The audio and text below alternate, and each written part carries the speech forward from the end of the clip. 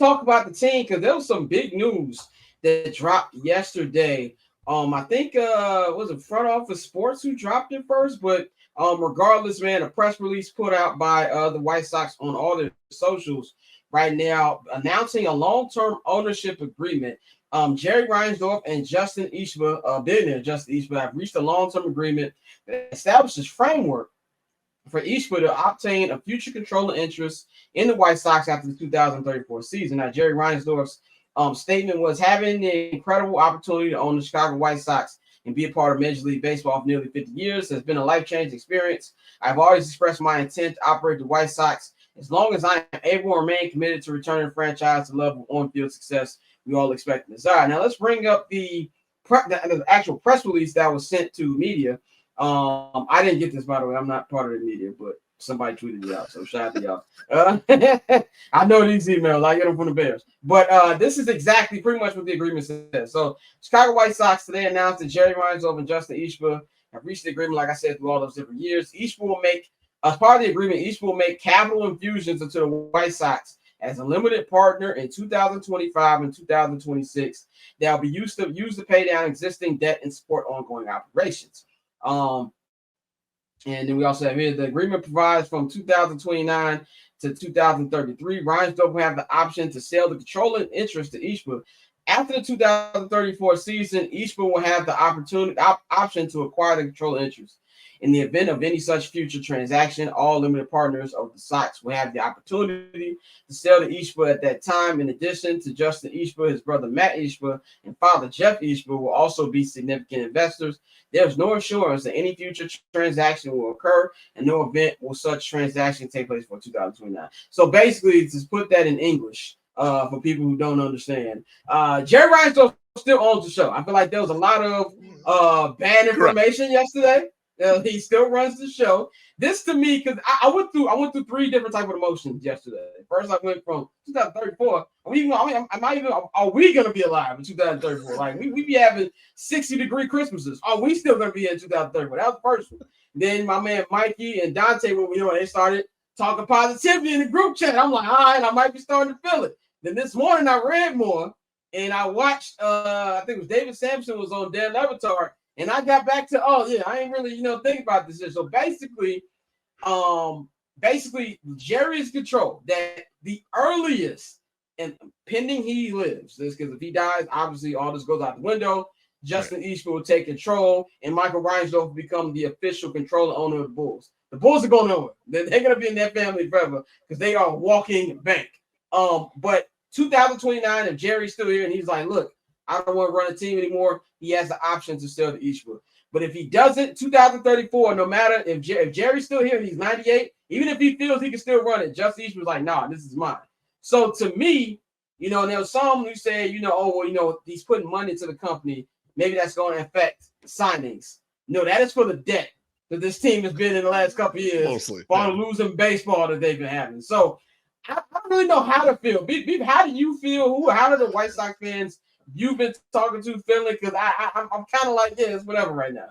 Yeah, we talked about this on the One Way podcast last night. We actually even brought up your tweet that you had out there, Scott, that was like, this is too far out in the future for me to give a shit about it. And my son Summer is in your camp. He's more in your camp. Like we kind of like we had heard little whispers of us that this document got signed or this agreement got signed a couple weeks ago, was in approval for Major League Baseball. And then that's why they press released it when they did, because it kind of did got through its approval. But his thought is more like, yeah, it's a sign. They're moving in the right direction, blah, blah, blah, but it's nothing yet. To me, I think I'm a little more positive about it because I like the idea of the cash infusions.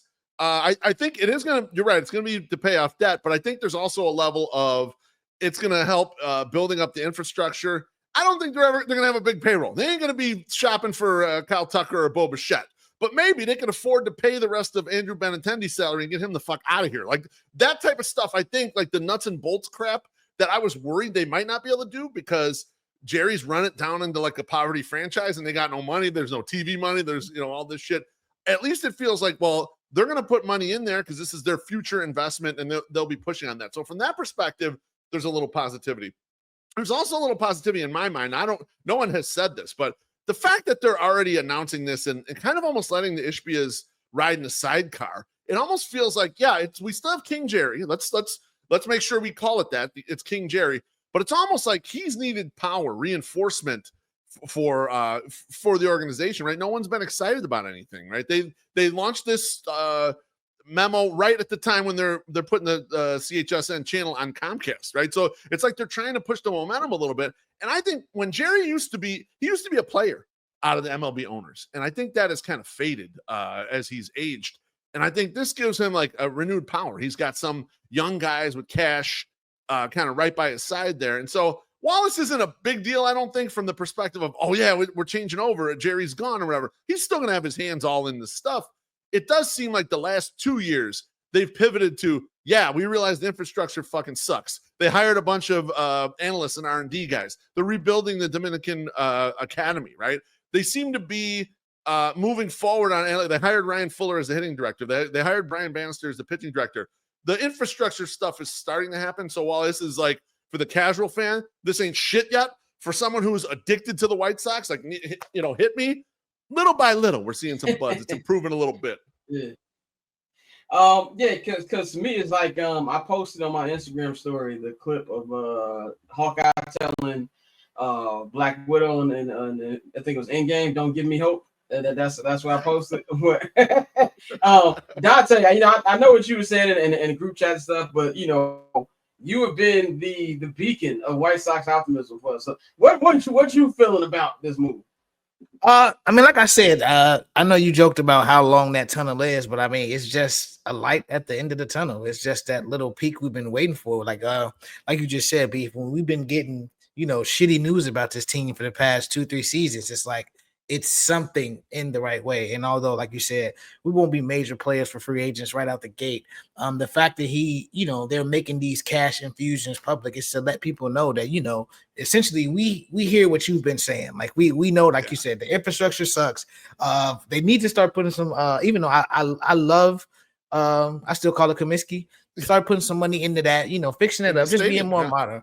Yeah, and just doing things like that. So I know he won't be taking over immediately, but it's just the fact that Jerry, and I think even the fact that they outlined the timeline for us, they didn't have to tell us the exact timeline, but to let us know that, you know, 2029 is one of the first seasons you can start to look for a potential change. It probably won't happen, but I also think even though we know how much Jerry has, you know, enjoyed making money off this franchise, I think it gets to a point, he is a guy who loves baseball, and when you're like, it's one thing to be a doormat, but when you're like the laughing stock of baseball, I think Jerry hates that. I think he does not like that. He does not like that attached to his name and this franchise in this city. So I think it may get to a point where, like you said, 2029, when he first has that opportunity and things still haven't turned around, these prospects aren't, you know, at least getting them into like a wild card situation where he's like, you know what, you can have it. I still got the Bulls. I still got my cash cow. I'll just, you know, be a minority owner, sit back in the background. You guys run it all. So, I mean, for me, that's really what it is. Like I said, it's a light at the end of the tunnel, no matter how long that tunnel is. We just now have something to look forward to. And if you get, like you said, the Ishbia brothers, there's no guarantee that we're going to win a World Series. But at the same time, if they start taking swings like they did in Phoenix, I'm perfectly fine with that. I've sat here and I watched them, you know, try to penny pinch everybody. So if you spend some money and we don't win, okay, I can give you, we tried, bro.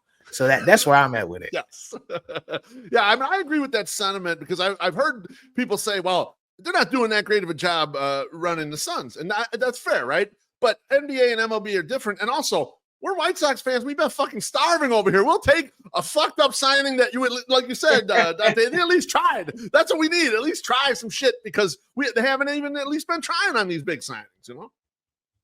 Yeah, it's, you know, you talk about with the Suns, they have a Kevin Durant who, you know, KD's still KD, but he ain't what he used to be. But I think the biggest albatross with Phoenix is the fact they've had 4 coaches in like the last 5 years. And they've got arguably the worst contract in the NBA with Bradley Beal. Bradley Beal there was a trade on deck to send him here.